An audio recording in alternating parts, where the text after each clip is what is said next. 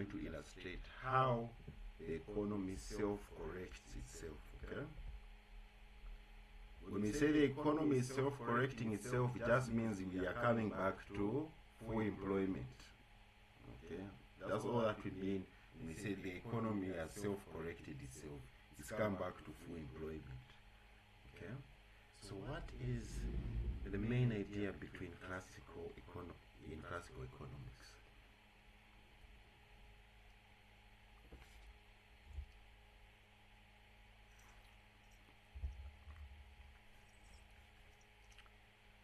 Number one, prices and wages are flexible.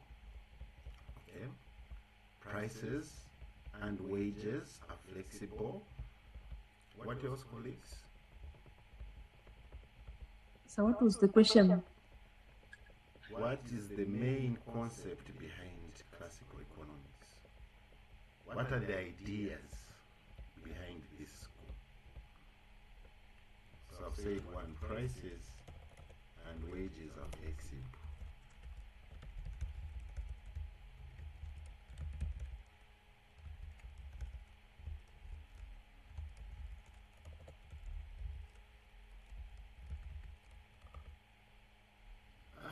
What else?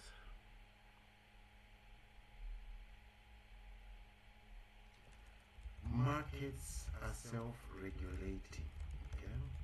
Meaning supply and demand will eventually equal each other, and you'll be back at full employment.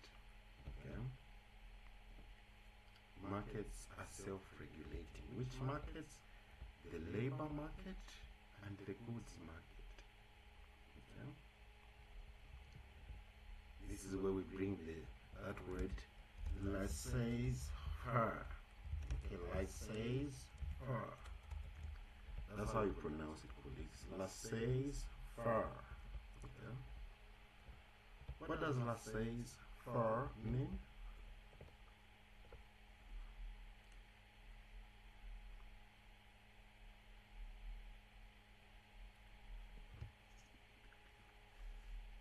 Mr. Nelson?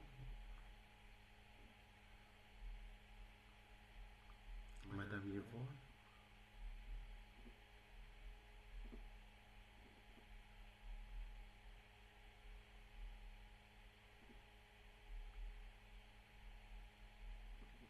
It's basically saying government shouldn't intervene. Okay, let the economy work on its own. Hands off, basic. Okay, government, hands off. Okay. Central bank, hands off. Just leave the economy to itself, to self-regulate and come back to full employment. Okay? This is the classical theory of economics, alright? Let the economy do its own magic, it will self-correct itself, alright? It doesn't need government intervention and the central bank intervention. Okay? So let's now see how laissez-faire works. Okay. We're going to start first. The economy is doing well, alright. We're at equilibrium, we're at full employment, alright. Then all of a sudden we're hit with a recession. Okay. We're hit with a recession. Companies lay off workers. Okay. We have high unemployment rates. Okay. People have lost their jobs. Okay. Aggregate demand goes down. Okay. Because once you're laid off, you do not have any money, disposable income. Alright? You don't have any disposable income. Okay. So people are broke basically. Alright? They can't buy goods. Factories have closed. Okay, the economy is bad. Okay, this is where the issue about flexible wages is going to come in, and we're going to see how the economy will self-correct itself. All right. So yes, we're in a recession, high unemployment levels, people have stopped spending. Okay, businesses are shutting down because aggregate expenditure has dropped, right? So what's going to happen? Okay, since a lot of people are unemployed, okay, they're going to now be accepting minimum wages so that they can get their jobs back. Okay, they need money, all right? So since people are willing to accept minimum wages, okay, what's going to happen? The firms are going to start hiring those people at those minimum wages. Then when the firms hire those people at those minimum wages, it means the factories start running again. Okay, production gets up again. Okay, and this short-run aggregate supply curve is going to shift to the right, like this.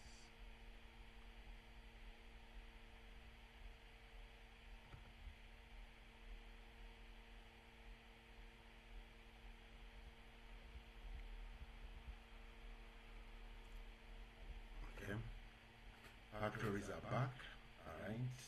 People are now earning money, so supply is going to increase within the nation.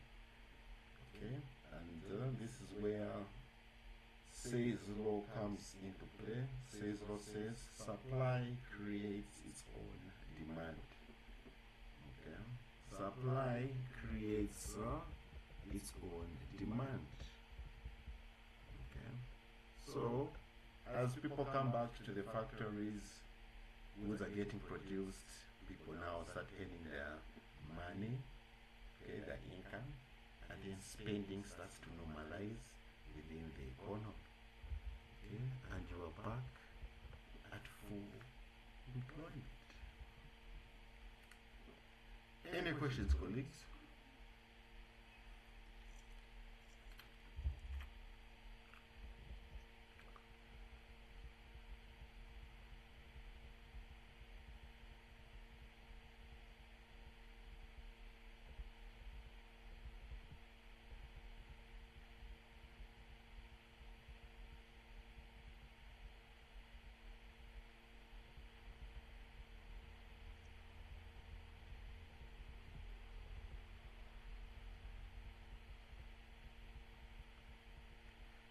That's how the economy self-corrects itself under a recession.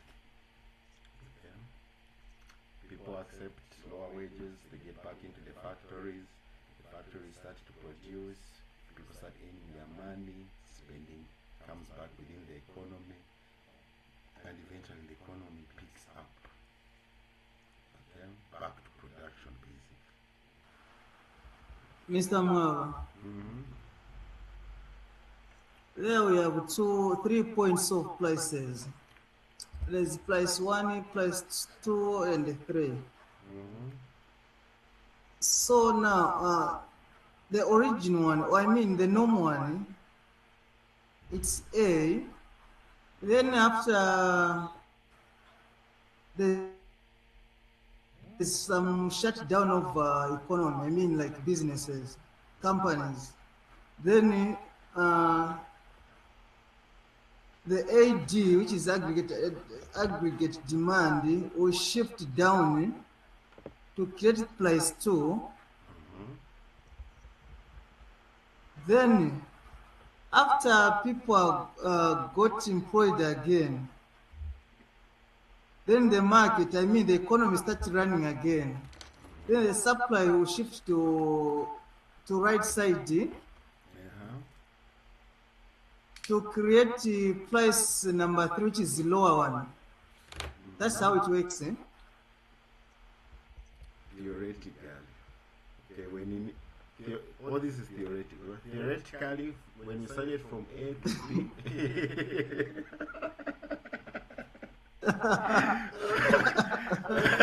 no, that's a valid question. Is that how it works? But Mr. Mwaba, if it's you are saying that not practically but theoretically, but why do we give real examples? We normally use real examples. So that's what I'm saying. The one who invented Adam Smith, who started this classical theory, this theory was proved wrong during the Great Depression. Because it never happened like that. Okay? This theory, remember, they are going to have, they are not perfect concepts, okay? It's something that which is just simplified, okay, to give you a theoretic view, but in the real world, it doesn't always happen like this. Okay? Because it's not automatic that since people are accepting lower wages, then the business is just higher and everything just eventually gets back to normal. No. Okay? It might take. One question you should have been asked was, so how long does this take then? Okay? It might take years, colleagues. Okay? This is not something that will happen in 3 months, 1 year, or 2 months. It will take some time. Okay? So to answer your question, Mr. Foster, theoretically that's what's supposed to happen. In reality, this theory was proved wrong. Okay, that's why Keynes came in, monetarist view came in. Okay? Because when a country is under depression, the government has to step in. You can't say government remain outside, central bank remain outside. The economy will self-correct. It won't work like that. Okay? Yes.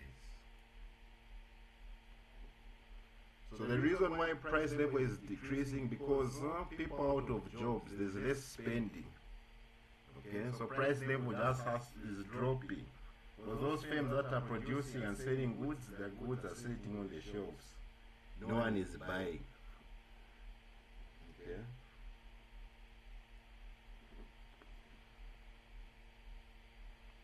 Yes. Any other observations, colleagues? Okay.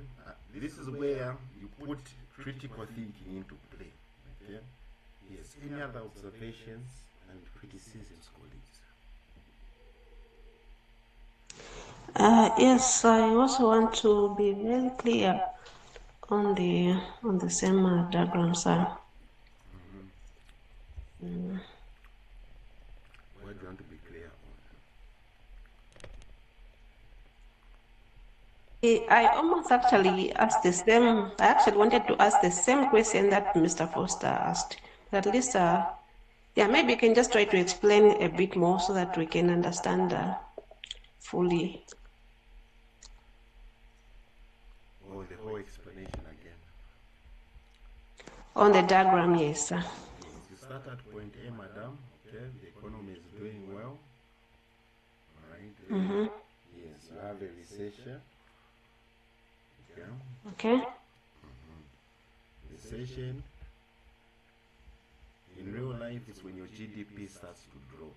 Okay, once they say, okay, your quarterly GDP, let's have a depression, then a recession. So a recession is like the worst case scenario where your GDP is dropping. Okay? Okay. Yeah, so here what's happening is businesses nationwide are laying off workers because they can't keep up with the costs. Okay? So they're laying off workers. Okay? So there's high unemployment. Okay? So because of this, that's why the aggregate demand curve is going to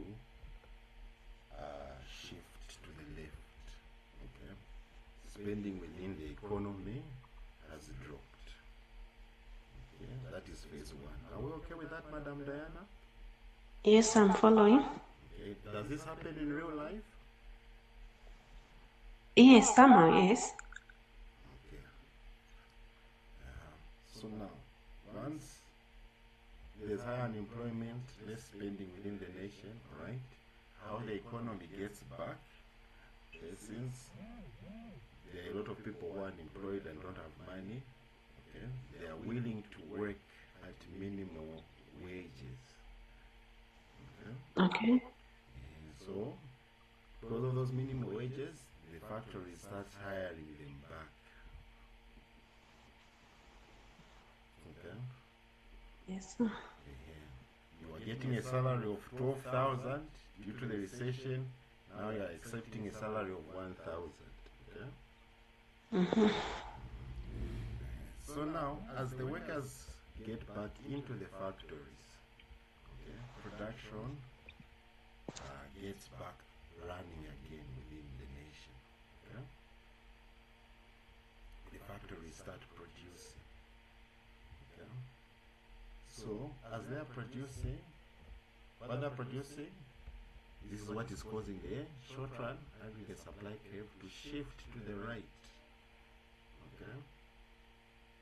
Production has started picking back up. Alright? So firms are now starting to produce. Okay? And as they produce, people are buying those goods. The workers are also earning their salary. Alright? And then the economy corrects itself.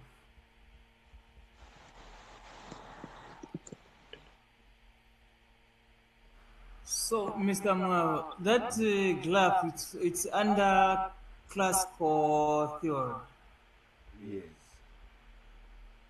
That's where it corrects itself. When there's a downfall, again, it will correct itself to norm. It will correct itself to norm. Okay. So that worker was earning a 12,000 and is now earning a 1,000. What happens to him?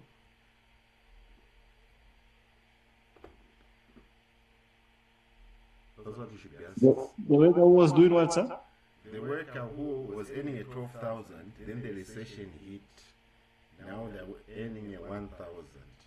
What happens to them when the economy self-corrects? He adapts, sir. They adapt. Nice one. Yes, that's a nice answer. Yes, they adapt. Okay. They adapt. Madam Diana, is that okay? So in terms of consumption, I mean spending. No, in terms of getting back to life now, living back a normal life.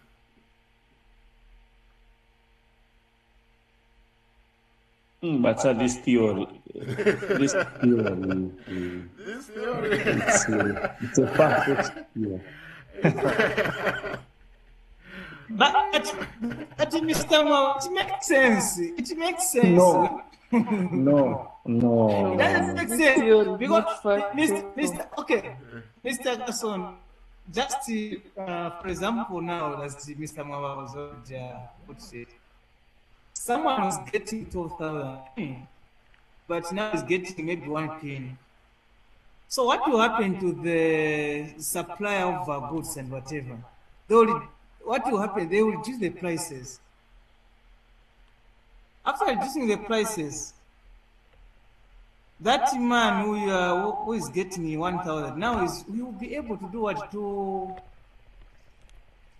buy things using the same small amount of money that he's getting. So somehow I think it makes sense. Mr. Foster, now the question is, how does the economy fix from recession to recovery? How? That's where now I'm not also understanding this theory. Madam, Yeah. Last time Okay, Mr. Foster, there was this example of okay. Continue, sir. Yeah.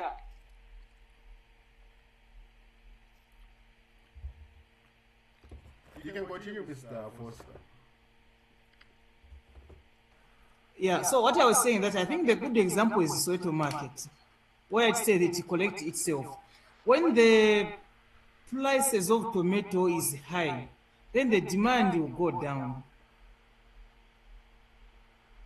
Then when the demand is down, mean that the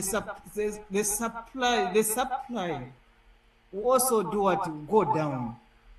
Then after some time again, because there will be a shortage, the demand again will start doing what? To be increasing. When the demand is increasing, the surplus again will do what? Will go up. So it will be rotating just like that. Let me just add some spices to your explanation. Okay. So colleagues, we are on this part from B to C here. I think that's the part we're talking about. Is that right, Mr. Foster and Madam Yvonne? Yes, sir. Yes. So yes, Yes. once the workers are back in the factory and they've started producing, okay, supply theoretically, okay, is going to increase, all right, and what they are producing is going to be sold at lower prices so that people can afford. That's why price levels kept on dropping here, okay. What the company will be producing, it will be at lower prices so that people, the economy can afford. Okay. Now, Madam Yvonne asked, how does the economy self-correct? Wasn't that the question, Madam? Yes, sir. Yes. So theoretically, again, okay. So now, yes, once the suppliers come back, goods are now cheaper, people are now back to working. Okay. Your lives continue back as normal now. They were not as good as they were before, but it's like you're starting down from scratch again. Okay. You start from scratch, then eventually, as goods are being produced, people are spending, aggregate demand will eventually start increasing, and then your companies are going to start producing more and start charging more, and eventually also your wage is going to increase. Theoretically. Is that okay, Madam Yvonne? Have you been convinced?